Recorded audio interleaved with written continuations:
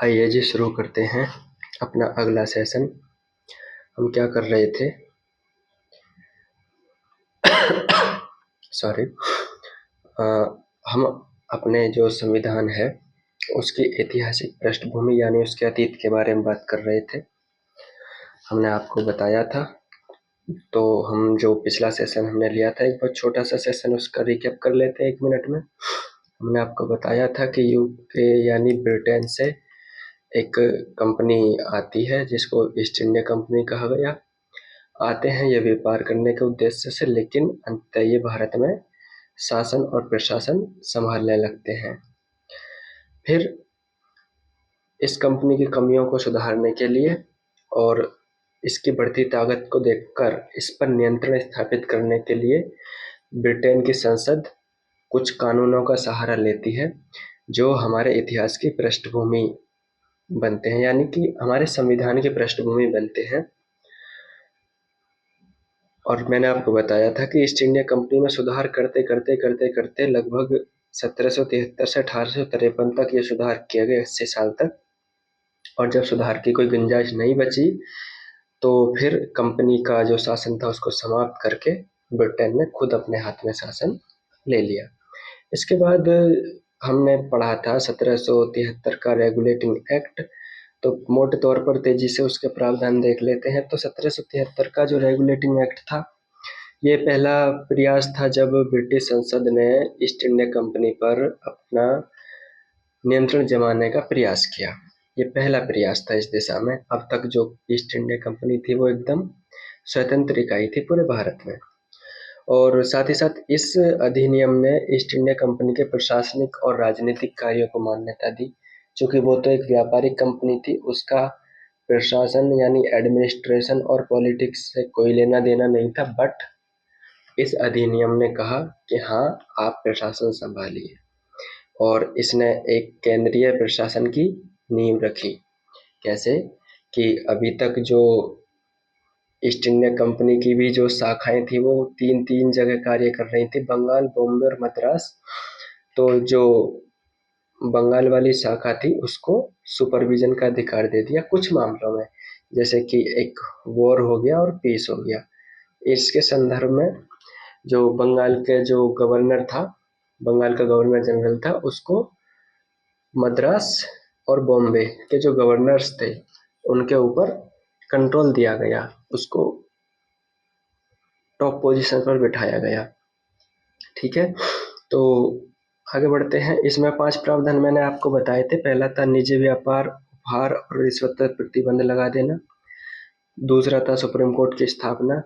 एक था कार्यकारी परिषद का निर्माण और एक था बंगाल के गवर्नर को बंगाल का गवर्नर जनरल घोषित करना। और कुछ प्रावधान कोर्ट ऑफ डायरेक्टर से संबंधित है, आप इनको रिवाइज कर लेंगे, मोटा मोटा हमने देख लिया।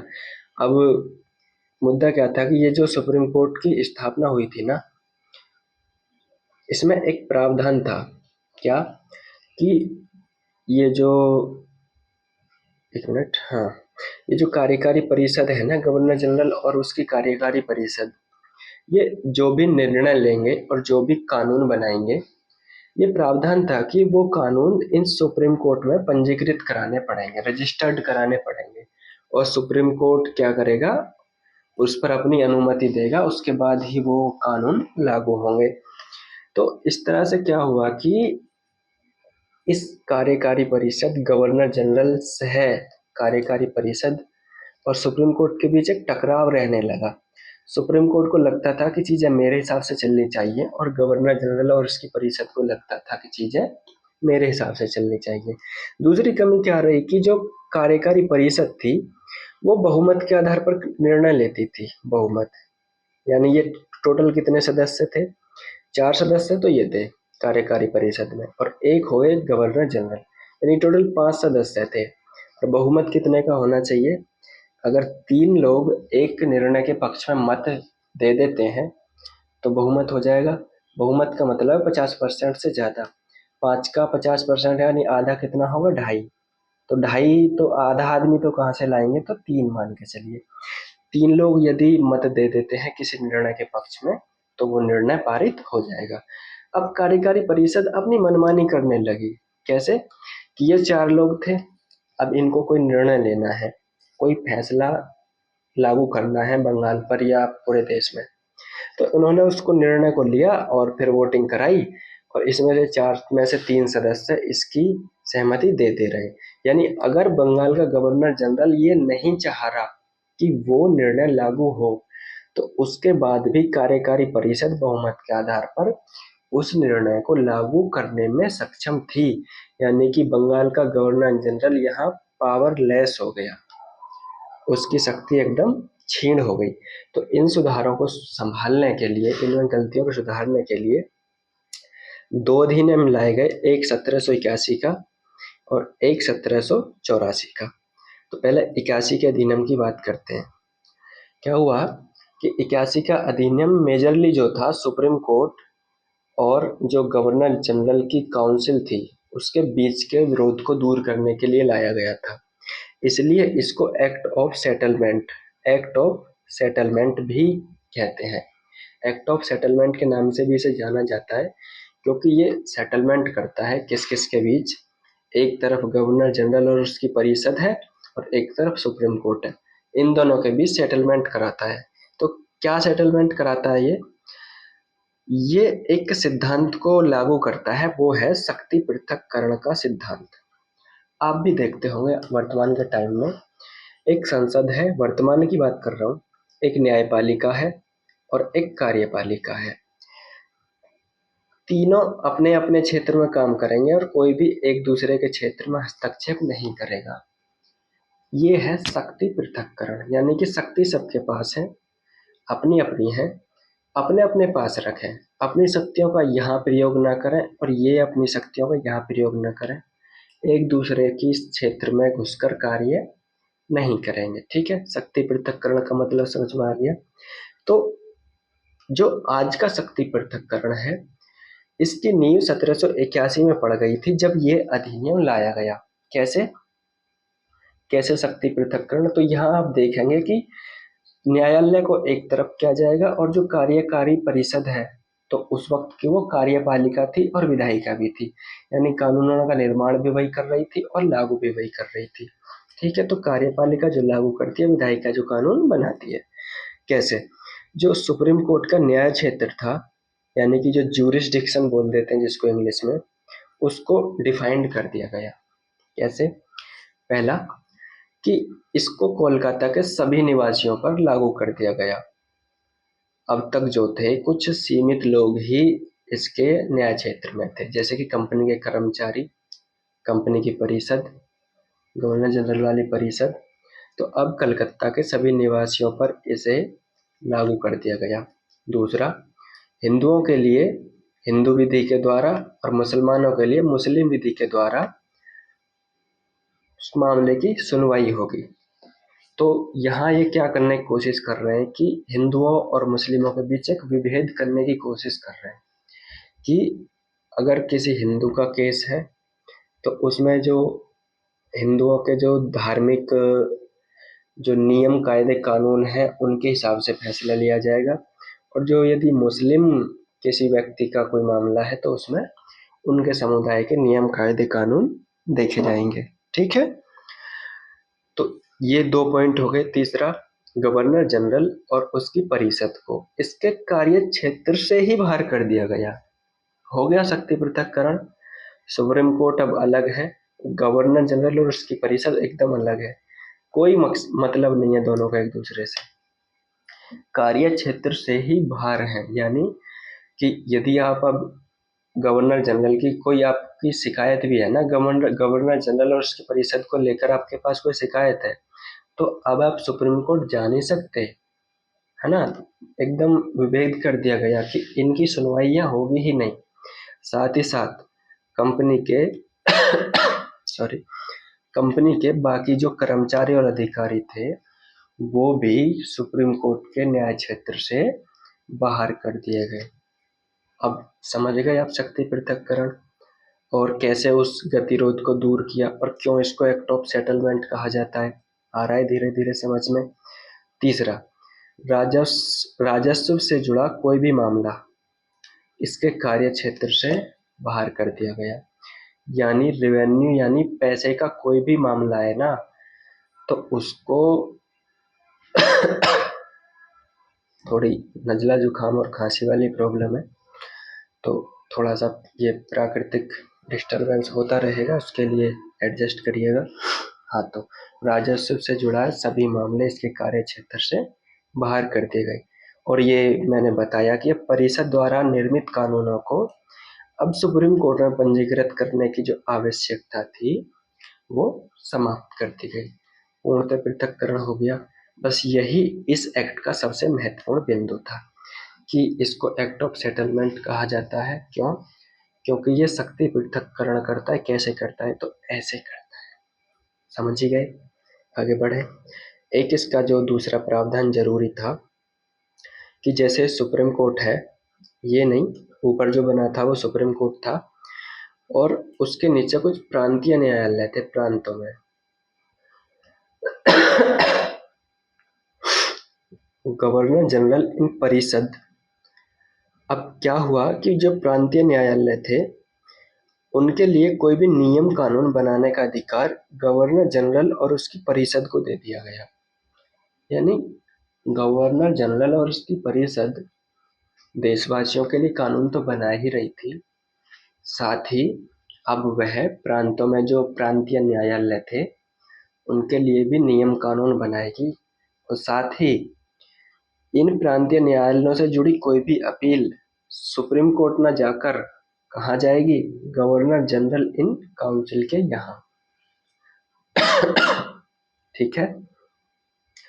और एक जो प्रावधान था जो आपको सुनकर भी मजा आएगा कि कानून बनाते समय भारतीयों के जो रीति रिवाज हैं उनको ध्यान में रखा जाएगा।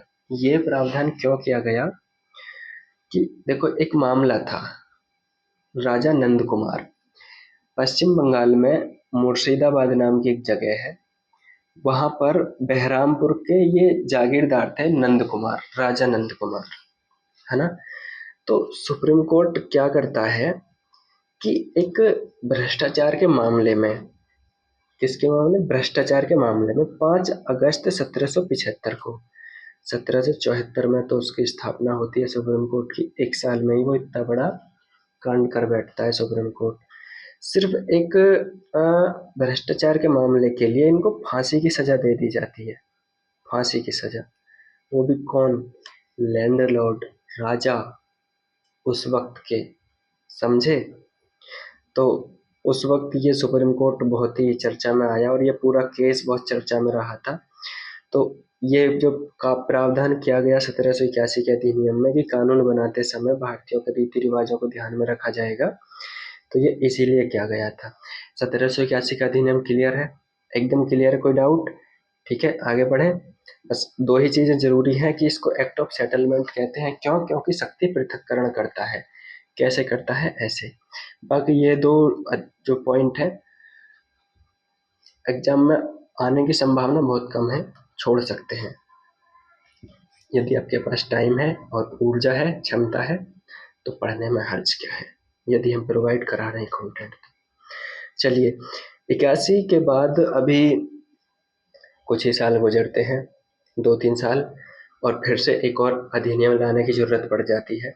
यानी 84 में, अभी 81 का अधिनियम आया था कि 3 ही साल हुए थे कि कंपनी फिर से कांड कर बैठती है। और चूंकि इनके जो चाल चलन थे कुछ ठीक नहीं थे कंपनी के, ईस्ट इंडिया कंपनी के, तो 1784 में पिट्स इंडिया एक्ट फिर से लागू कर दिया जाता है भारत पर। पिट्स क्यों कहते हैं इसको? क्योंकि ये पिट्स ऐसे लिखा हुआ है, PITT और ऊपर डैश S, यानी पिट का। पिट्स इंडिया एक्ट मतलब पिट का एक्ट, पिट का एक्ट। पिट कौन थे? पिट द यंगर, इंग्लैंड के उस वक्त के 1784 के दौरान प्रधानमंत्री थे, जिन्होंने इसे वहाँ ब्रिटेन की संसद में प्रस्तुत किया था। इसका क्या विशेषता रही इस अधिनियम की? इस अधिनियम की सबसे बड़ी विशेषता थी बोर्ड ऑफ कंट्रोल की स्थापना। बोर्ड ऑफ कंट्रोल यानी नियंत्रण बोर्ड। शब्द से ही आपको समझ में आ रहा होगा कि किसी न किसी पर नियंत्रण रखने के लिए इसकी स्थापना की जा रही है। तो ये क्यों की गई इसकी स्थापना? 1773 के अधिनियम में आपने देखा कि कोर्ट ऑफ डायरेक्टर्स को ये निर्देश दिया गया कि कंपनी के आप सभी कार्यों से सरकार को यानी ब्रिटिश सरकार को अवगत कराएंगे। लेकिन कोर्ट ऑफ डायरेक्टर्स ने उसमें अपनी बहुत ज़्यादा भूमिका अच्छी निभाई नहीं, सभी मामलों से अवगत नहीं कराया और टालमटाल रखी। एक दिन करा दिया, फिर 1 साल तक गैप ले लिया, ऐसे करके कोई अच्छी भूमिका निभाई नहीं। तो ब्रिटेन की संसद को लगा कि भाई मामला हाथ से निकल रहा है। और दूसरी बात यह भी थी कि कंपनी दिनों दिन भारत में मजबूत होती जा रही थी, अपने क्षेत्र का विस्तार करती जा रही थी, ताकत इसकी बढ़ती जा रही थी। तो ब्रिटेन की संसद को भी लगा कि अब इस पर कंट्रोल जमाना बहुत ज़रूरी है, कहीं ऐसा ना हो कि ये कल को हमें भी ईस्ट इंडिया कंपनी से ही लड़ाई करनी पड़ जाए, कहीं ये स्वतंत्र रूप से शासन ना करने लग जाए। तो ये भी कहीं ना कहीं ब्रिटेन की संसद को डर रहता था, चूंकि शक्ति उस वक्त ईस्ट इंडिया कंपनी के पास बहुत ज़्यादा थी। तो उस वक्त इसलिए बोर्ड ऑफ कंट्रोल की स्थापना की गई। क्यों? ताकि ईस्ट इंडिया कंपनी को कंट्रोल में रखा जा सके। इसको क्या आदेश दिया गया? इसको आदेश दिया गया कि आप जो क्या करोगे, कंपनी जो भी काम करती है, चाहे वो उसका सेना से जुड़ा काम हो, चाहे वो उसका पॉलिटिक्स से जुड़ा काम हो, चाहे वो उसका व्यापार से जुड़ा काम हो, आप हमें बताते रहेंगे और कंपनी की एक एक बारीकी जो घटनाएं हैं उसके कार्यान्वयन पर नजर रखेंगे। ठीक है। तो बोर्ड ऑफ कंट्रोल का उद्देश्य आपने जब जान लिया तो इसकी संरचना जान लेते हैं। इसमें 6 सदस्य थे। एक सदस्य तो ब्रिटेन का अर्थ मंत्री था। ब्रिटेन का अर्थ मंत्री, इसको कहते हैं x checker, x checker of Britain English में। दूसरा ब्रिटेन का विदेश सचिव था। कौन? विदेश सचिव। ये तो 2 सदस्य होने ही होने थे। और बाकी के जो 4 सदस्य थे वो सम्राट द्वारा प्रीवी काउंसिल के सदस्यों में से चुने जाने थे। क्या होता है ये प्रीवी काउंसिल? जब सॉरी, जब ब्रिटेन में राजा की शक्ति बहुत ज्यादा थी, यानी कि संसद की शक्ति कम और राजा की शक्ति ज्यादा हुआ करती थी ब्रिटेन में, तो उस राजा यानी सम्राट की सहायता करने के लिए एक परिषद हुआ करती थी। ऐसे उसको मान लीजिए कि आज के दौरान की एडवाइजरी काउंसिल, एडवाइजरी काउंसिल, सलाहकारी परिषद। तो उस सलाहकारी परिषद को कहा जाता था प्रीवी काउंसिल। अब चूंकि दिनों दिन जैसे जैसे वो लोग भी जागरूक हो रहे थे तो राजा का प्रभाव कम और संसद का प्रभाव बढ़ता जा रहा था। तो राजा की भूमिका बेशक कम हो गई, लेकिन राजा को सलाह देने वाली जो वो परिषद थी, प्रीवी काउंसिल, वो बनी रही। तो 4 सदस्य वहां से उठा लिए गए और बोर्ड ऑफ कंट्रोल में डाल दिए गए। क्योंकि वो राजा के विश्वस्त थे और पहले से राजा के साथ कार्य कर रहे थे, इसलिए 4 सदस्य वहां से चुने गए। और ये 2 सदस्य चूंकि संसद के विश्वस्त थे, तो ये 2 सदस्य इसलिए संसद से उठा लिए गए और इसको पूरे के पूरे अंग्रेजी क्षेत्र पर पूरा अधिकार दिया गया। समझे? अब देश में दोहरा शासन चल रहा था, दोहरा प्रशासन कहिएगा। ऐसा पूछ ले कि दोहरा द्वैध प्रशासन का प्रारंभ भारत में किस अधिनियम के द्वारा होता है? तो 1784 के अधिनियम के द्वारा। एक तो द्वैध शासन वो था जो मैंने आपको बताया था, जो अंग्रेजों ने बक्सर के युद्ध जीतने के बाद अवध के साथ और बंगाल के साथ, यानी कि बंगाल की तरफ से जो उस वक्त के तत्कालीन मुगल बादशाह थे उनके साथ संधि की, इलाहाबाद की संधि, और उसके बाद द्वैध शासन स्थापित किया था, है ना। एक तो वो द्वैध शासन था 1765 से 1772 तक चला था, जो कि उसको तो छोड़ दीजिए। अभी ये दोहरे प्रशासन का प्रारंभ है, क्योंकि यहाँ शासन और प्रशासन अब 2 निकायों के द्वारा चलाया जा रहा है। तो यदि ऑप्शन में ये पूछे कि किस अधिनियम के द्वारा हुआ, तो वो अधिनियम था पिट्स इंडिया एक्ट 1784। क्या था इस दोहरे शासन में कि जो भी पॉलिटिकल कार्य हैं उन्हें तो करेगा board of control, board of control उन्हें संभालेगा, और जो वाणिज्यिक कार्य हैं उनको बोर्ड ऑफ डायरेक्टर संभालेंगे। बोर्ड ऑफ डायरेक्टर ये वही है जो कोर्ट ऑफ डायरेक्टर मैंने आपको 1773 के अधिनियम में समझाया था। तो कोर्ट बोर्ड ऑफ कंट्रोल से जुड़े हुए सारे प्रावधान आपको क्लियर है, कोई डाउट होना भी नहीं चाहिए। इससे बाहर क्वेश्चन जाएगा भी नहीं, चाहे आप आईएएस के एग्जाम में बैठ जाना। ठीक है। नेक्स्ट प्रोविजन की बात करते हैं। 1773 के अधिनियम में जो एक परिषद की स्थापना की गई थी, आपको याद है, उसमें 4 सदस्य थे। अब उनके सदस्यों की एक संख्या घटा दी गई और 3 सदस्य कर दिए गए, अध्यक्ष से अलग 3 सदस्य कर दिए गए। और इन 3 सदस्यों में एक स्थान मुख्य सेनापति के लिए निर्धारित किया गया कि अब से जो मुख्य सेनापति हैं वो भी अब जो कार्यकारी परिषद है उसका हिस्सा होंगे। और जो गवर्नर जनरल है ना, उसको कास्टिंग वोट की पावर दी गई। कास्टिंग वोट को हिंदी में बोलते हैं निर्णायक वोट। निर्णायक वोट का मतलब है कि जैसे 3 लोग ये हैं, है ना, सदस्य, और एक है ब्रिटेन बंगाल के गवर्नर जनरल, तो पूरी जो कार्यकारिणी परिषद है उसमें 4 सदस्य हो गए। अब निर्णय किसके आधार पर लेना है? बहुमत के आधार पर। बहुमत कितना होगा? 50% से ज्यादा। 3 और 1 4, 4 का आधा 2, तो 50% 2 हो गया। अब इससे ज्यादा चाहिए, मतलब एक और।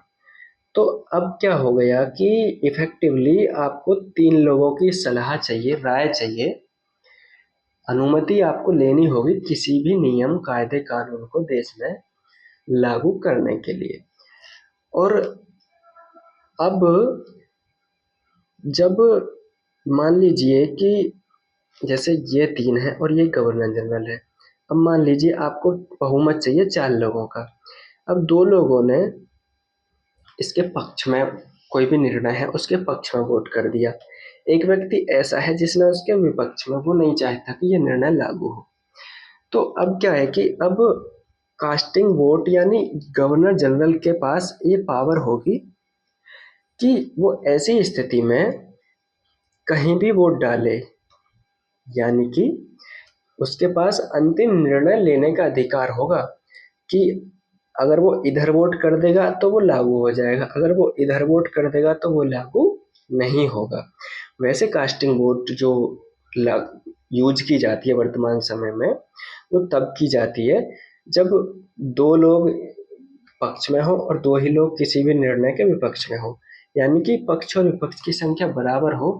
तो एक तीसरा व्यक्ति जिसके पास कास्टिंग वोट की पावर होती है, वो अगर इधर निर्णय कर देगा तो वो मतलब कानून लागू नहीं होगा, और अगर वो इधर वोट कर देगा तो वो कानून लागू हो जाएगा। यानी अब निर्णय इस व्यक्ति के हाथ में आ जाएगा। तो कहीं ऐसी ही पावर दी गई 1784 के अधिनियम के द्वारा बंगाल के गवर्नर जनरल को। क्यों? क्योंकि आपने देखा, मैंने बताया आपको कि बंगाल का गवर्नर जनरल निष्प्रभावी हो गया था, वो पावरलेस हो गया था। जो कार्यकारी परिषद थी खुद से ही निर्णय लिए जा रही थी, 50% बहुमत उसके पास था, 4 लोगों में से 3 लोग राय बना ही ले रहे थे। तो ये इसलिए ये प्रावधान डाला गया था कास्टिंग वोट का। और फिर थोड़ा सा भ्रष्टाचार रोकने के लिए प्रावधान किया गया कि कंपनी के जो भी कर्मचारी हैं भारत और ब्रिटेन दोनों में अपनी प्रॉपर्टी की घोषणा करेंगे। क्योंकि भाई हाल ये था कि जब भारत से काम करके कंपनी के लोग ब्रिटेन में जाते थे ना, तो उनके पास इतनी संपत्ति होती थी, वहाँ के लोग देखकर भौचक्का रह जाते थे, और लोग मरते थे कि किसी तरह बस ईस्ट इंडिया कंपनी के किसी भी पद पर कोई भी पोस्ट मिल जाए, बस मिल जाए। जैसे आज आप सरकारी नौकरी के लिए भागते हैं ना, उस वक्त ईस्ट इंडिया कंपनी किसी सरकारी नौकरी से कम नहीं थी। उसमें भी उतना ही भ्रष्टाचार के द्वारा पैसा था जितना लोग आज भ्रष्टाचार के द्वारा पैसा कमा लेते हैं। समझे? तो आपने क्या किया, आपने 2 प्रावधान पढ़ लिए, और 2 प्रावधानों में आपने 4 प्रावधान पढ़ लिए। पहला, बोर्ड ऑफ कंट्रोल की स्थापना, कंपनी के जो राजनीतिक कार्य हैं उनको संभालने के लिए, उन पर नियंत्रण रखने के लिए। दूसरा, परिषद के सदस्य संख्या कम कर दी गई 3, और गवर्नर जनरल को कास्टिंग वोट की पावर दी गई, और एक स्थान मुख्य सेनापति के लिए निर्धारित कर दिया गया। बम्बई और मद्रास के जो गवर्नर थे उनको पूर्ण रूप से बंगाल के गवर्नर जनरल के अधीन कर दिया गया, क्योंकि जब 1773 के अधिनियम में उनको बंगाल के गवर्नर जनरल के अधीन किया गया तो वो कुछ ही मुद्दों को लेकर था, जैसे कि युद्ध एवं शांति के दौरान, मतलब युद्ध एवं शांति के मुद्दे पर वो अधीन थे, लेकिन कुछ मुद्दे जैसे वित्तीय हो गए, राजस्व से जुड़े हुए, उसमें वो स्वतंत्र थे। लेकिन अब तो पूरी तरह से वित्तीय मामले हों या प्रशासनिक मामले, पूरी तरह से वो बंगाल के गवर्नर जनरल के अधीन थे। और अब क्या किया गया कि पूर्ण रूप से अधीन करने के बाद जैसी परिषद बंगाल के गवर्नर जनरल के लिए बनाई गई थी, वैसी ही परिषद मुंबई और मद्रास, ये और होना चाहिए यहाँ, मुंबई और मद्रास के गवर्नर के लिए भी एक सहायता परिषद गठित की गई कि आप भी इनकी सहायता करिए। लेकिन उनके पास कानून निर्माण जैसी कोई पावर नहीं थी, वैसी सारी पावर्स बंगाल के गवर्नर जनरल और उसकी परिषद के पास ही थी।